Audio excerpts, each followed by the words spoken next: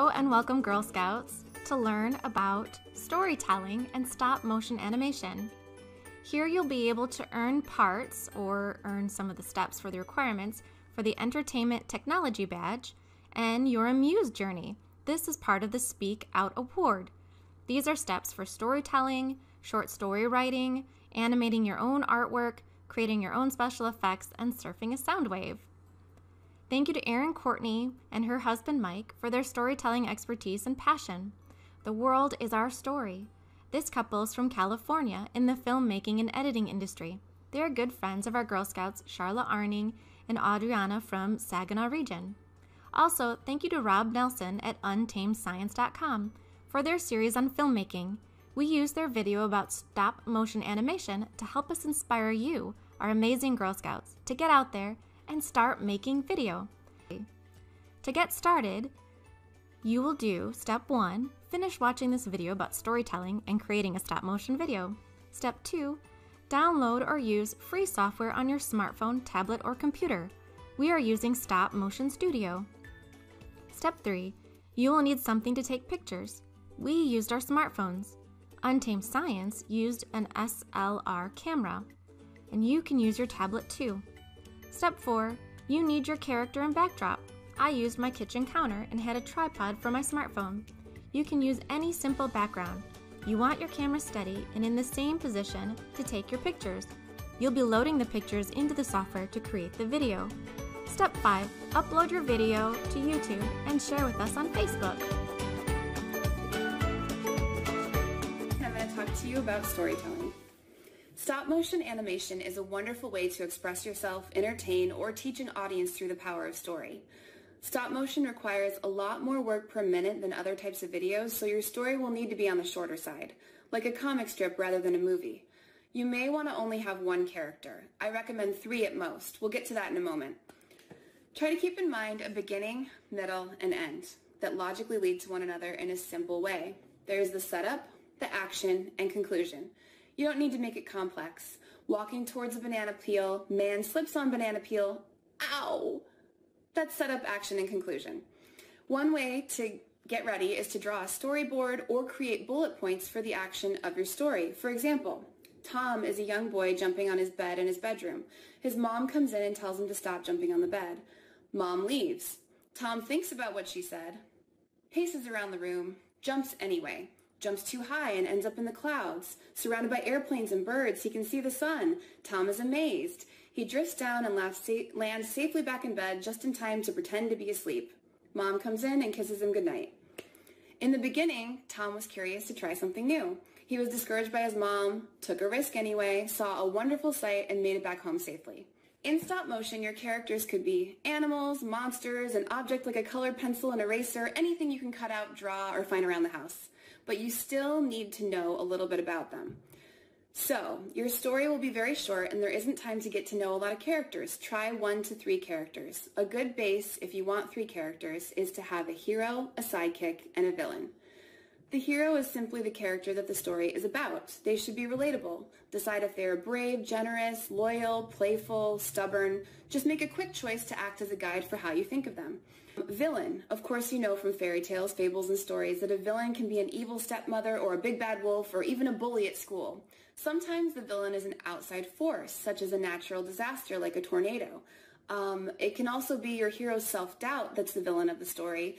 They don't believe in themselves, but then they rise to the challenge and conquer that fear. That is a great story. So in those cases, we'd call it the antagonist. Characters are best shown through action, how they move and what they do. Now in stop motion, think of entertaining ways your characters can move and interesting things they can interact with. Dialogue. Maybe your animation has a narrator explaining everything, or maybe just a few times the characters have speech bubbles coming out. There are many ways to do dialogue, and it's entirely up to you. It's okay if one character doesn't even talk. If you're familiar with Star Wars, you know that R2-D2 speaks only in beeps. Sound effects are great for stop motion. If you're not already using music, it adds life to the movements. You can stomp for footsteps, crumple paper if something gets squashed up, clap for a high five, really anything that makes sense for the story that you're telling. Creating your own sounds will enhance your story. So remember, keep it simple, use your imagination, character beliefs lead to action, have a beginning, middle, and end. Characters have a point of view, and create your own sound effects. And have fun. Good luck!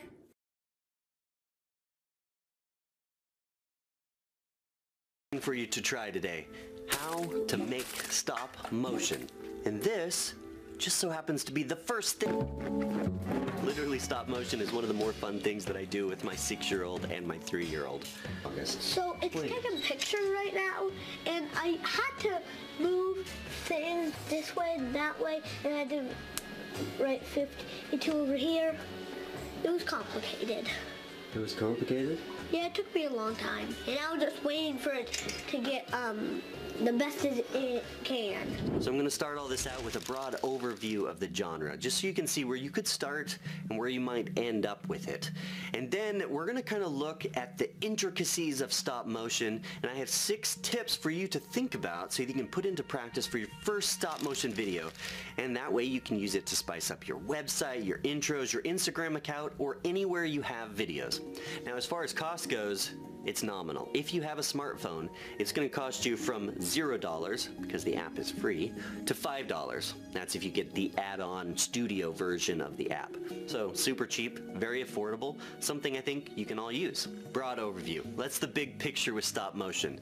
Well, it's really simple. You're basically taking individual frames, individual pictures, that when you put them together, you can give this idea that there is motion involved, when in reality you're actually creating that motion. It was going to kind of look at the broad overview of what you need to think about doing your first stop motion. And remember, simple doesn't always mean worse. It just depends how you set things up anyways. This is a simple setup I have with my son. Essentially what we have here, August is moving little letters across a piece of paper, and we have an iPad with an app installed up there on the shelf, and it's pointing down. We have kind of a convenience setup here to do it. We have an app on the iPad that we downloaded called Stop Motion Studio, and this is what I recommend that you do right now. It works a lot like Dragon Frame in that it captures one picture at a time onto your timeline, and then you can pause it at any time. You can see where you are kind of by scrolling backwards or forwards, and then afterwards you can review those frames. So at times I got my hand in the shot, you can delete those really easily on the app. The app is super self-explanatory, so all you have to do is go download it. You'll figure it out. My son, who's 6, figured it out. It takes pictures, and then it like puts them together, and then they go in order to make a whole movie. Let's walk through some of the things that you need to think about as you're doing this stop motion, just general concepts. First, keep it steady. Now essentially you need a tripod or some sort of stable surface for your camera.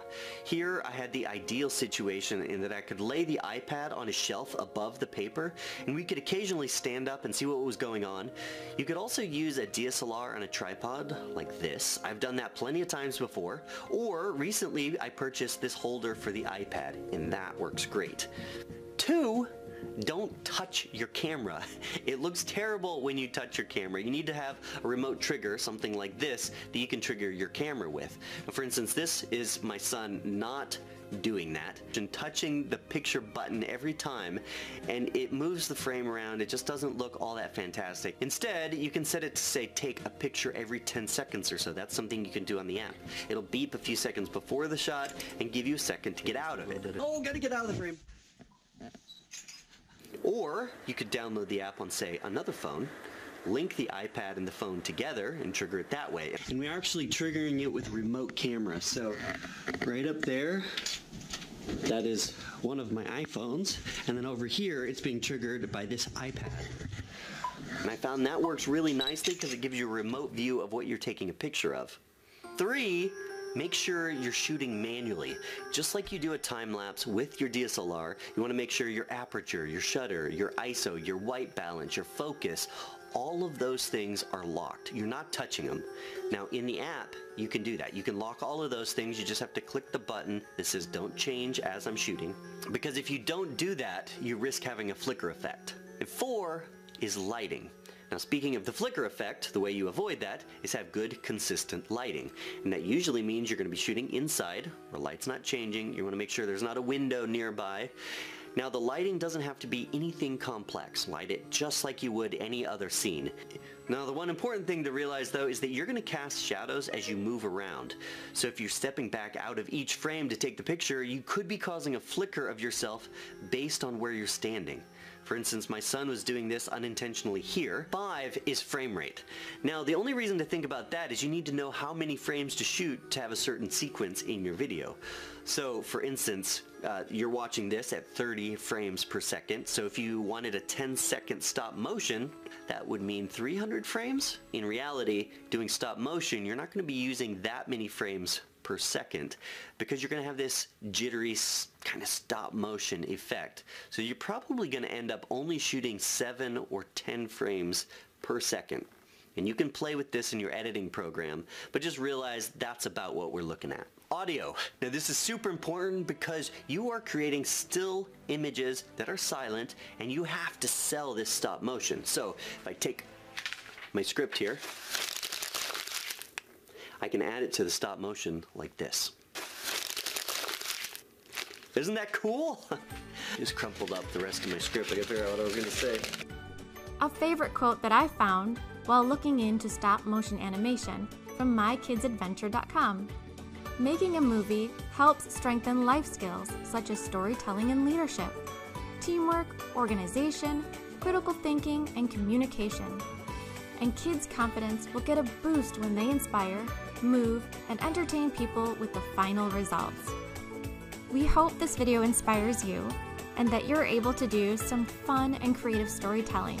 Share your ideas through stop motion animation. Thanks and have fun!